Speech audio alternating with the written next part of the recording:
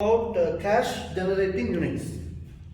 The cash generating units is we identifying when we dealing with this impairment in under IAS 36. We need to find out what is the minimum collection of assets, liabilities, and other associated income and expense that we could separately find out. To consider that as a minimum entity, that is cash generating unit. Can you write it down? The smallest identifiable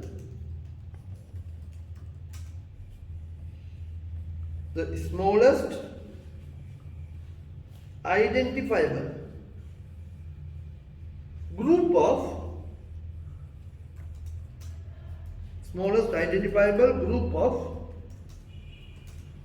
assets that generates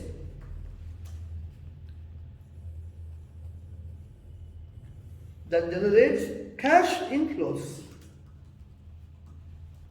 That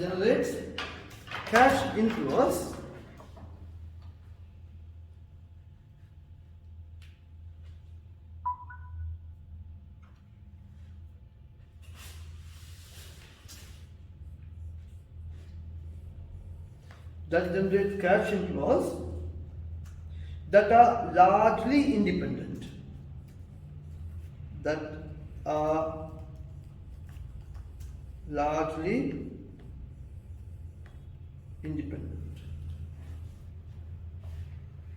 Of the cash inflows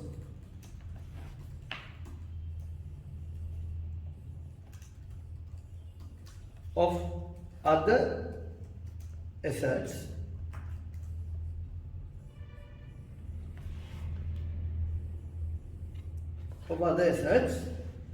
or group of assets.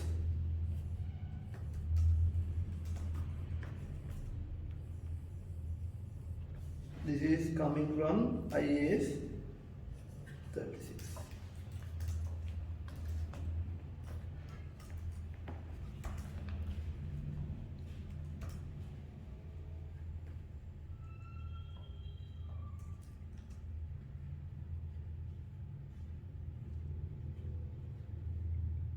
Now, next topic is, so I hope all of you understood the meaning of cash generating unit. Now you can say allocating goodwill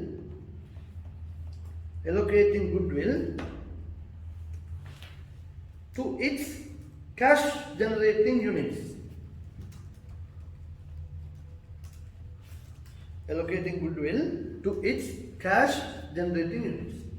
Now what you need to understand is that the goodwill arises at the time of acquisition, and we cannot separately find out the goodwill specific to any given separate cash generating unit.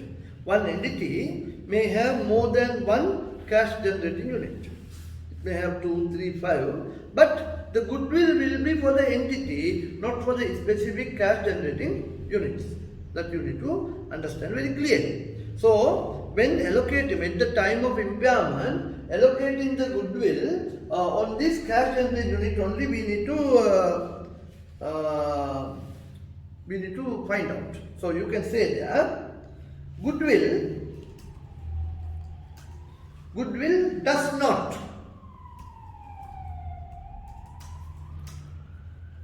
generate independent cash flows. Goodwill does not generate independent cash flows, and therefore its recoverable amount as an asset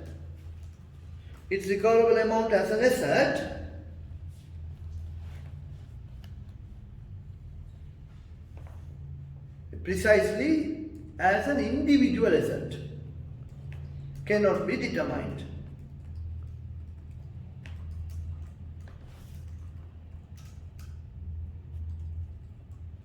Now let's say we have cash generating units 1, cash generating unit 2, cash generating unit 3.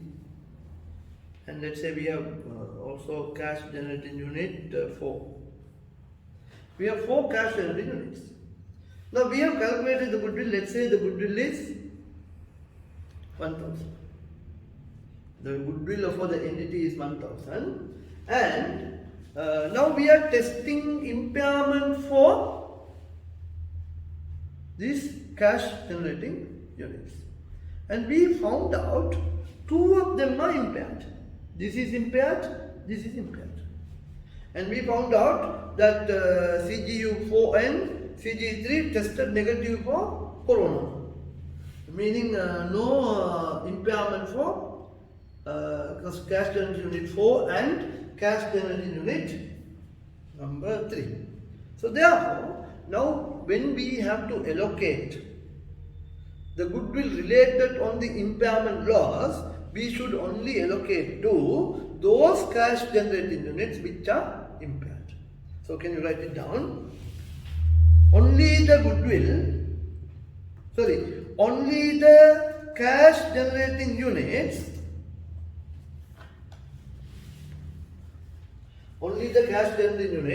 which are proved to be impaired,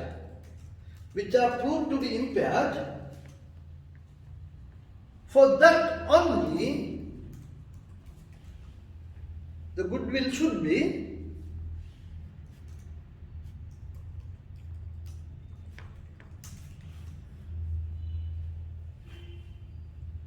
allocated. The goodwill should be allocated. And it is also important to note that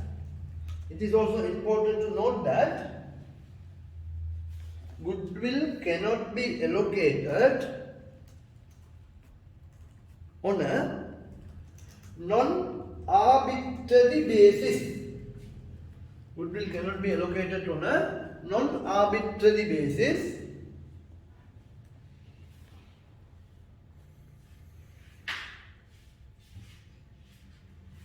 to the group of cash generating units to which it relates.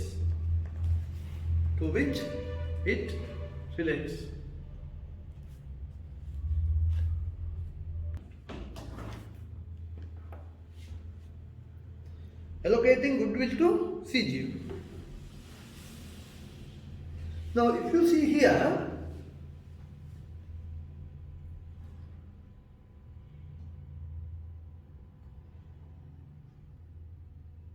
we have a parent company.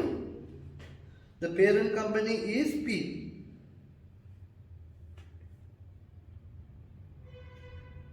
The parent company is P, and that has 2 subsidiaries, S1 and S2. So we have 2 subsidiaries, S1 and S2, and for the parent company, when they acquiring S1, the goodwill that they arise from the acquisition is 60 million. Whereas goodwill arise from the acquisition of the other subsidiary S2 is 50 million. Now, if you find out here, now we have the carrying amount given to these 3 cash generating units separately, 140, 160, 180. So when they have given this information here, and now we know the total, the goodwill is 60.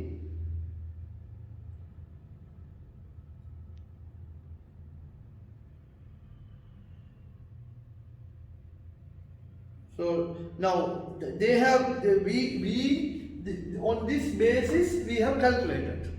Now on the second scenario, if you see the second scenario, now here we have not been any indication as to how we can allocate the goodwill. Now here it is on the group's cash generating units. So So therefore, we cannot arbitrarily allocate the goodwill. So on the S1, that can be allocated as a non-arbitrary basis because it is on individual scenario. Whereas if you have the what you call the value on total basis on the related to group, then we cannot do it on arbitrary basis. So that's what you have to understand on this question. Clear? So everything is there, so we don't need to write anything. Then we will move